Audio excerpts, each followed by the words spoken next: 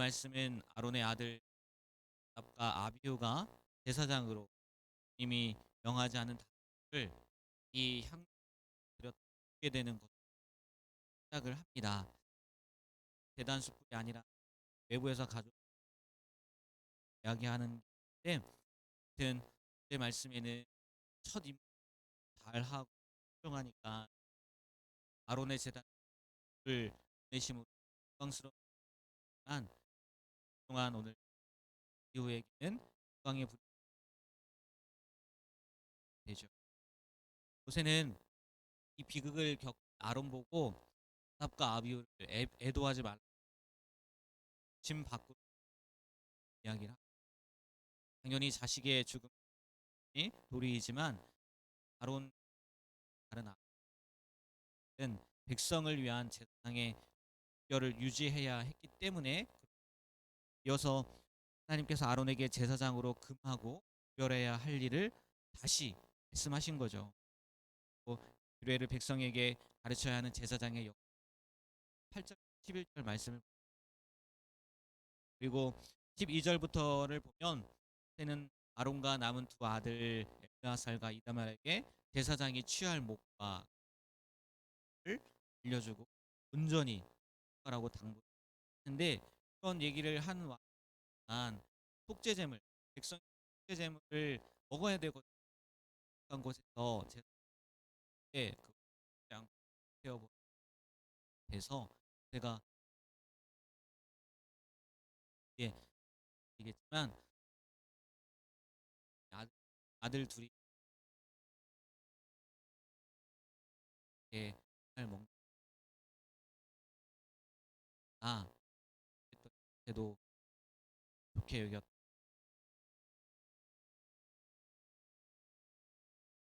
뭐쭉 설명을 했지만 정말 설명하기 어려운 표현하기 표현 나답과 아비후가 에서 명하지 않는 다른 불로 하나님 앞에 분양한 거예요. 제사장이 그걸 안 할 수가 없는 말. 그래서 이 부분을 가지고 많은 이야기들이 있겠지만 저는 오늘 이 아론 나답과 아비후가 그 시점을 생각해 보면 그 범죄한 시점이냐 하면 하나님께서 이스라엘 모든 백성들과 제사장들을 대표해서 아론이 드린 제사에 해서 불 내리심으로 받으 주님의 영광을 주셨던 바로 다음입니다. 그러니까 제가 그 말씀 있죠. 죄가 한다 하는 말 들어보셨을 거예요. 은혜가 있는데 가 있었던 거예요. 가 있었던 정말 이 부분을 이 장면을요 깊이 생각해 봐야 돼요. 하나님의 은혜가 임한 때라고 해서요 죄가 틈타지 하거나 제가 틈타지 않는 것은 아니라는 거예요. 오히려 사단은 하나님의 은혜가 임할 때 그때를 노려서 넘어뜨리고 죄에 빠지게도 한다는 거죠. 방심할 틈이 없다는 거예요. 우리 그리스도인은 세상을 살아가면 한시도 방심하면 안 된다는 거죠. 늘 근신하고 깨어 있어야 된다. 사실 우리도 이런 것을 경험해 보지 않나요? 교회에서 나 사경이나 뭐 예배를 통해서 은혜를 받고 돌아가요. 기쁜 마음으로 돌아갔는데 집에 가자마자 남편 때문에 자녀 때문에 화를 낼 수밖에 없는 그런 상황들을 경험하게 되잖아요. 우리뿐만이 아니라 성경의 인물 가운데 다윗도 보면 바세바를 언제 범한 모든 것을 다 하고 이제 뭐 더 이상 할 게 없구나라고 생각할 정도의 죄를 범했단 말이에요. 오늘의 이 말씀을 특별히 그때 그 시기를 생각하면서 우리도요 반면교사 삼아야 될 것 같아요. 하나님의 은혜가 임할 때가 더욱 제가 틈탈 수 있겠구나. 근신할 수 있는 정말 우리 자신을 돌아보며 점검할 수 있는 귀한 삶이 되길 축복합니다. 다음으로 서두에도 말씀드렸지만 그 아들의 죽음은 화할 수가 없었어요. 애통이 할 수가 없어요. 지금의 상황에서는 이해할 수 없는 대요. 돈도 짓고 있지만 아들이 두 명이나 자리에서 한시에 그런데 그 당시의 상황은 지금의 상황과 전혀 다르죠. 그렇지 않죠.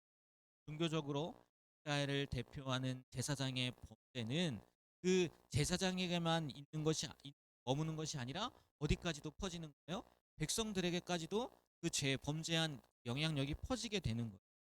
그렇기 때문에 하나님께서 모세를 통해서도 말씀해 주신 것이고 또 하나님도 그 뒤에 말씀을 아론에게 다시 제사장들은 되어야 된다라고 말씀을 교회에 대해서 상기시켜 주신 것도 아마 그 이유인 것 같아요. 이 장면을 통해서 생각해 볼게요. 다 맞다고 할 수 있겠지만 저는 그런 생각이 들. 우리도 교회 생활을 하다 보면은 때로는 개인적으로 억울하고 분노가 일어나는 일이 생길 수가 있습니다. 왜요? 사람들의 생각이 천차만별이거든요.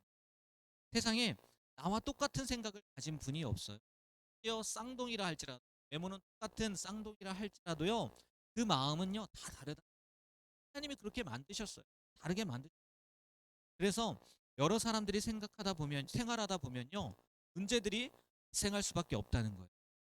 그런데 그런 상황 가운데에서 만일 모든 성도가 개인적인 개인의 생각대로 행동한다면요 교회에는요 언제나 싸움과 다툼이요 끊이지 않고 일어날 수밖에 없을. 싸움을 누가 좋아하겠느냐? 누가 좋아하겠어요? 하나님이 좋아하시겠어요? 사단이 좋아하죠. 당연한 거 아니겠어요? 물론 가장 좋은 것은요 싸움이 일어나지 않도록 사전에 예방하는 걸 거예요. 우리는 미리 예방하는 차원의 사람들이 되었으면 좋겠습니다. 싸우고 나서 후회가 아니라 싸움이 나기 전에 예방하는 사람이 되었어요. 네, 그러기 위해서는요 제가 어떻게 하면 그렇게 예방할 수 있을까 생각해 봤는데 오늘 말씀에도 나와요. 다음에 이어서 말씀드리겠지만 일단 원칙을 지키는 게 중요해요. 원칙. 하나님이 세운 기준. 또 우리 안에서도 그런 원칙이 그 원칙을 지키는 것이 중요해요. 그런데 또한 원칙만으로는 안 돼요. 그 안에 뭐가 있어야 되는지 알아요? 은혜가 있어요. 사랑과 공의가 함께 가는 것처럼 그렇게 원칙도 중요하지만 그 안에 은혜도 있어야 된다. 이러할 때 우리가요 그 문제를 미리 예방할 수 있지 않을까 생각이 들. 왠지 아십니까? 그 다음 말씀을 보면 모세가요 아론 보고요.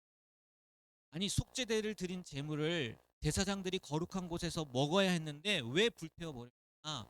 지금 모세는 뭘 얘기하는 거예요? 원칙을 얘기하는 거예요. 그도 그럴 수밖에 없는 게요. 누가 죽었습니까?